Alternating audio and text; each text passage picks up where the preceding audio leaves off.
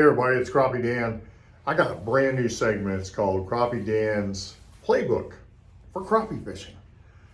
The playbook today is about early winter fishing for crappie. Where will they be? Where will they go? What are they going to feed on?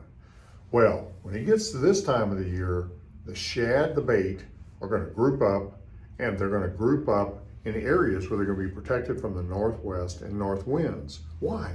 Because those winds are colder.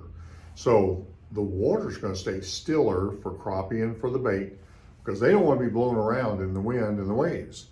So find areas that are funnels and areas where the crappie will come out of their late fall time, where they're going to feed during that fall season. And then what's going to happen is when spring starts happening and starts warming up, they're going to go up in those areas where they're going to spawn. An area like I have drawn up here on the board. Here's the playbook for today for winter. If you'll look here, I've got two creeks in Dan's sketching here. And this creek and this creek come together and they go and they narrow down in under a bridge and they come out and then they go to the main lake. Well, this is a funnel. It's going to funnel the fish in, it's going to funnel the bait in, it's going to funnel nutrients in. And the fish, if it's deep here, are going to winter in this area all winter.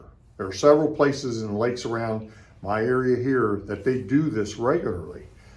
So on either side of this bridge and where they built the bridge, they'll dynamite it, they'll pull dirt out of it so that they can put those columns in, and that will create these holes where the bait fish and the crappie can go ahead and winter in those areas. When they get hungry, all they're going to go up and is pluck one of these minnows or shad, and they go right back down and they're all happy. They don't have to swim for. They're protected from the wind. If you have a northwest wind that comes in, if that's your prevalent wind where the cold wind comes from, what's going to happen is they'll come down these narrows and it's going to come across this area and not through it. This area would get a north wind out of it and it would funnel it through here. If that happens, what will happen is they'll come on the opposite side of the bridge and say this is 20 feet deep. All they're going to do is go into those holes and they're going to be right under those schools of bait fish. And sometimes you get right in the middle of them. So you don't need any kind of fancy electronics or anything to catch these fish. You can use side scan, you can use down, you can look at them, turn it off, go up here and start casting. You can jig, you can spider rig and catch these fish all winter long because they're going to stay there. What happens when it starts warming?